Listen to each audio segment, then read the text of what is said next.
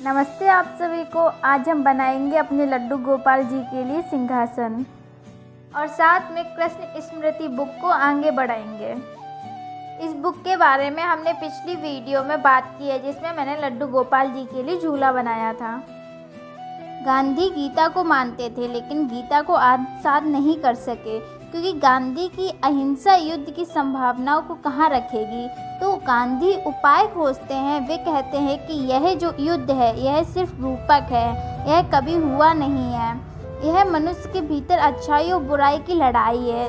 यह जो कुरुक्षेत्र है यह कहीं कोई बाहर युद्ध का मैदान नहीं है, और ऐसा नहीं है कि कृष्ण ने कहीं अर्जुन को किसी बाहर के युद्ध में लड़ाया हो। यह तो भीतर के युद्ध की रूपक कथा है। यह एक कहानी है, यह एक प्रतीक है। गांधी को कठिनाई है, क्योंकि गांधी का जैसा मन है उसमें तो अर्जुन ही ठीक मालूम पड़ेंगे।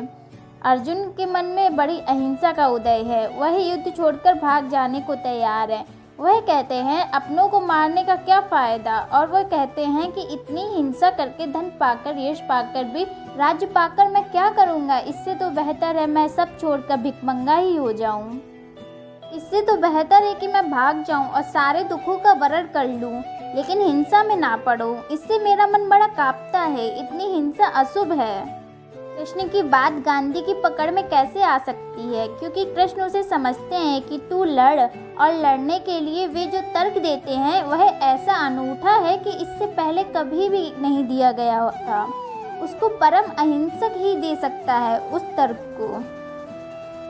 कृष्ण का तर्क यह है कि जब तक तू ऐसा मानता है कि कोई मर सकता है, तब तक तू आत्मवादी नहीं है। तब तक तुझे पता ही नहीं है कि जो भीतर है वह ना कभी मर सकता है ना कभी मरेगा। अगर तू सोचता है कि मैं मार सकूंगा तो तू बड़ी भ्रांति में है, बड़े अज्ञान में है, क्योंकि मारने की धारणा ही भौतिकवादी की धारणा है। जो जानता है उसके लिए कोई मरता नहीं है, तो अभिनय है। कृष्ण उससे कह रहे हैं मरना और मारना लीला है, एक नाटक है।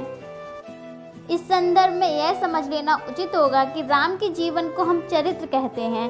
राम बड़े गंभीर है, उनका जीवन लीला नहीं है, चरित्र ही है। लेकिन कृष्ण गंभीर नहीं है, कृष्ण को चरित्र नहीं है, वह कृष्ण की लीला है। राम मर्यादाओं में बंधे हुए व्यक्ति हैं। मर्यादाओं के बाहर वे एक कदम ना बढ़ेंगे, मर्यादा पर वे सब कुर्बान कर देंगे। कृष्ण के जीवन में मर्यादा जैसी कोई चीज़ नहीं है। पूर्ण स्वतंत्र, जिसकी कोई सीमा नहीं, जो कहीं भी जा सकता है।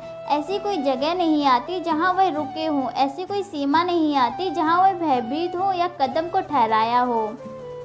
यह अमर्यादा भी कृष्ण के आत्म अनुभव का अंतिम फल है। तो हिंसा भी बेमानी हो गई है वहाँ, क्योंकि हिंसा हो नहीं सकती, और जहाँ हिंसा ही बेमानी हो गई हो वहाँ अहिंसा भी बेमानी हो जाती है। क्योंकि जब तक हिंसा सार्थक है तब तक हिंसा हो सकती है, तभी तक अहिंसा भी सार्थक है। असल में हिंसक अपने को मानना भौतिकवादी है। यहाँ पर ओशो समझा रहे हैं कि अहिंसा अपने आप में हिंसक हो सकती है। वह कह रहे हैं कि अपने विश्वास को इतनी कट्टरता से मानना कि आप किसी अन्य विचार को या किसी अन्य व्यक्ति को स्वीकार ही ना करें, अपने आप में एक प्रकार की हिंसा है। वे समझा रहे हैं अहिंसा का सिद्धांत मानने वाले लोग अक्सर इसे एक अत्यंत पवित्र और धार्मिक आस्था की तरह मानते हैं। उनके लिए अहिंसा एक धार्मिक सिद्धांत से कम नहीं होती है, और वे इसे अपने जीवन का सबसे महत्वपूर्ण हिस्सा बना लेते हैं। यह हिंसा शारीरिक नहीं बल्कि मानसिक और भावनात्मक स्तर पर होती है। ओशो का तात्पर्य यह है कि अगर कोई व्यक्ति कहता है कि मैं किसी भी कीमत पर हिंसा नहीं करूँगा, और वह इस विचार पर इतना अडिग हो जाता है कि दूसरे के विचारों की मान्यता नहीं देता, तो यह अपने आप में हिंसा है। यह उस व्यक्ति या उस विचारधारा को अस्वीकार करने की हिंसा है, जो कि आपके अपने आप में कट्टरता है। असल में हिंसक अपने आप को मानना भौतिकवाद है। अहिंसक अपने आप को मानना भी भौतिकवाद का दूसरा छोर है। एक मानता है मैं मार डालूंगा, एक मानता है मैं मारूंगा नहीं, मैं मारने को राजी ही नहीं हूँ, लेकिन दोनों मानते हैं कि मारा जा सकता है। ओशो यहाँ पर दो विचारधाराओं की तुलना करते हैं। एक व्यक्ति कहता है कि वह हिंसा करेगा, और दूसरा कहता है कि वह हिंसा बिल्कुल नहीं करेगा। पहले व्यक्ति के लिए हिंसा करना उसका विश्वास है, जबकि दूसरे व्यक्ति के लिए अहिंसा एक अडिग विश्वास बन जाता है। दोनों ही स्थिति में व्यक्ति अपने अपने विश्वास में कट्टर खोदने लगते हैं और यह कट्टरता ही एक प्रकार की मानसिक हिंसा है। लेकिन दोनों मानते हैं कि मारने का अर्थ है कि कोई नहीं मारा जा सकता है।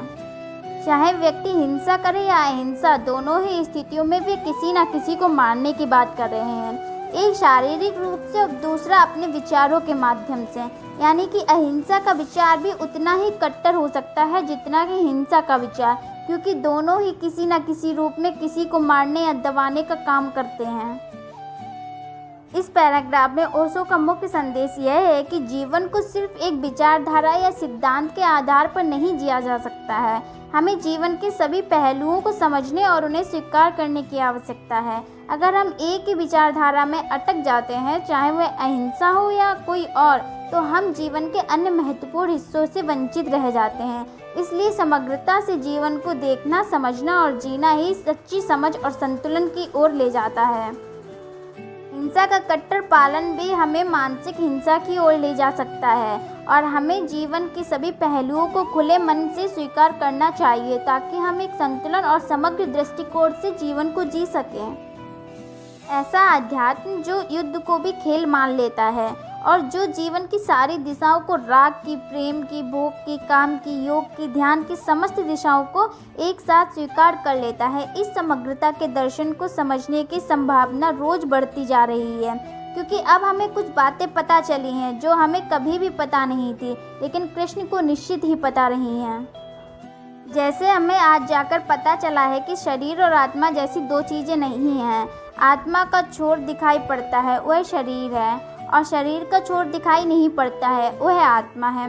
परमात्मा और संसार जैसी दो चीज़ें नहीं हैं। परमात्मा और प्रकृति जैसा द्वंद्व नहीं है कहीं। परमात्मा का जो हिस्सा दृश्य हो गया है वह प्रकृति है, जो अब भी अदृश्य है वह परमात्मा है। कहीं भी ऐसी कोई जगह नहीं है जहाँ प्रकृति खत्म होती है और परमात्मा शुरू होता है। वह प्रकृति ही लीन होते होते होते परमात्मा बन जाती है। परमात्मा ही प्रकट होते होते होते प्रकृति बन जाती है। अद्वैत का यही अर्थ है कि इस अद्वैत की अगर हमें धारणा स्पष्ट हो जाए, इसकी प्रतीति हो जाए, तो कृष्ण को समझा जा सकता है। इस किताब में ओशो गीता और रामायण के पात्रों के जीवन और उनके चरित्र पर गहन विचार कर रहे हैं और राम और कृष्ण की तुलना करते हुए जीवन के गहरे आयामों को समझाने का प्रयास कर रहे हैं। यहाँ पर वे बता रहे हैं शरीर और आत्मा दो अलग अलग चीज़ें नहीं हैं, बल्कि एक ही वास्तविकता के दो अलग अलग पहलू हैं। उनका कहना है कि जो चीज़ें हमें दिखाई देती हैं, जिसे हम शरीर कहते हैं, वह वास्तव में आत्मा का ही एक रूप है। शरीर आत्मा का यानी कि दृश्य सांसारिक रूप है, जबकि आत्मा शरीर का अदृश्य यानी कि अलौकिक रूप है। यह द्वैत नहीं है बल्कि एकता है, जिसमें दोनों एक ही मूल तत्व से उत्पन्न हुए हैं। वे प्रकृति के बीच की दूरी और भगवान के बीच की दूरी इस प्रकार देखते हैं। वे कहते हैं परमात्मा और प्रकृति भी दो अलग अलग चीज़ें नहीं हैं। परमात्मा का जो हिस्सा हमारे लिए दृश्य है वही ही प्रकृति है, और जो हिस्सा अदृश्य है वही हमारे लिए परमात्मा है। इस प्रकार प्रकृति और परमात्मा के बीच कोई कठोर विभाजन नहीं है। जहाँ प्रकृति खत्म होती है और परमात्मा शुरू होता है, ऐसी कोई जगह नहीं है, बल्कि प्रकृति का विकास होते होते परमात्मा में परिवर्तन हो जाता है और परमात्मा का प्रकट होते होते प्रकृति में बदल जाना स्वाभाविक प्रक्रिया है। कहीं भी ऐसी कोई जगह नहीं है जहाँ प्रकृति खत्म होती है और परमात्मा शुरू होता है। बस प्रकृति ही लीन होते होते परमात्मा बन जाती है। परमात्मा ही प्रकट होते होते प्रकृति बन जाता है। अद्वैत का यही अर्थ है, और इस अद्वैत की अगर हमें धारणा स्पष्ट हो जाए, इसकी प्रतीति हो जाए, तो कृष्ण को समझा जा सकता है। बड़े लंबे ज्ञान की खोज के बाद ज्ञात हो सका है कि जिन शक्तियों से हम लड़ते हैं वे शक्तियां हमारी हैं, हम ही हैं। इसलिए उनसे लड़ने से बड़ा कोई पागलपन नहीं हो सकता। और यह भी ज्ञात हुआ है कि जिससे हम लड़ते हैं हम सदा के लिए उसी से घिरे रह जाते हैं। और यह भी ज्ञात हुआ है कि जिससे हम लड़ते हैं हम उसे कभी भी रूपांतरित नहीं कर पाते, उसका ट्रांसफॉर्मेशन नहीं होता है।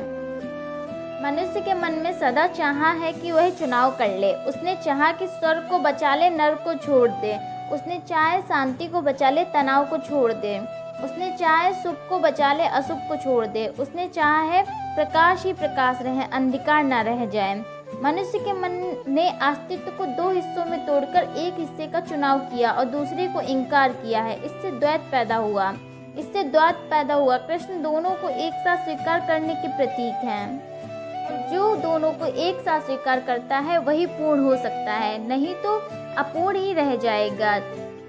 जीतने को चुनना उतना हिस्सा रह जाएगा और जिसको इनकार करेगा सदा उससे बंधा रहेगा, उससे बाहर नहीं जा सकता है। जीवन में किसी से भागना नहीं है और जीवन में किसी को छोड़ना नहीं है। जीवन को पूरा ही स्वीकार करके जीना है। उसको जो समग्रता से जीता है वह जीवन को पूर्णता को उपलब्ध हो जाता है। इसलिए मैं कहता हूँ कि भविष्य के संदर्भ में कृष्ण का बहुत मूल्य है और हमारा वर्तमान रोज उस भविष्य के करीब पहुँच रहा है जहाँ कृष्ण की प्रतिमा निखरती जाएगी और एक हंसता हुआ धर्म, एक नाचता हुआ धर्म जल्दी निर्मित होगा। तो उस धर्म की बुनियादों में कृष्ण का पत्थर जरूर रहने को है। इसमें जीवन के गहरे सत्य को समझाने की कोशिश की गई है। यहाँ पर उन्होंने भगवान कृष्ण को केंद्र में रखते हुए जीवन के महत्व को विस्तार से समझाने का प्रयास किया है। जीवन में किसी भी चीज़ से भागना नहीं है, ना ही किसी चीज़ को छोड़ना है। जीवन को उसकी पूर्णता में स्वीकार करना ही जीवन की पूर्णता को प्राप्त करने का मार्ग है। जो व्यक्ति जीवन के हर पहलू को, चाहे वह सुखद हो या दुखद, समग्रता से स्वीकार करता है, तभी वह जीवन की सच्ची सुंदरता और गहराई का अनुभव कर सकता है। यह समग्रता ही व्यक्ति को उस अंतिम सत्य तक पहुंचाने में मदद करती है जिसे कृष्ण ने अपने जीवन में अपनाया और सिखाया है।